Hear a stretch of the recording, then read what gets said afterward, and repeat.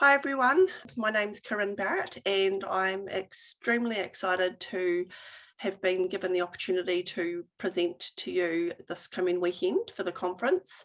On Saturday I'll be doing a keynote speaking event just to share my story of survival and resilience and just the tools that I use to overcome adversity and work through this journey of life that I have. And then on Sunday, we are going ahead with a workshop on public speaking.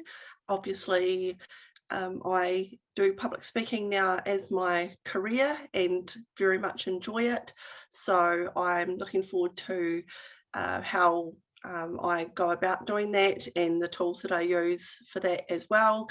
And looking forward to your questions and presenting to you so that we can, share some stories and see what everyone's been up to as well.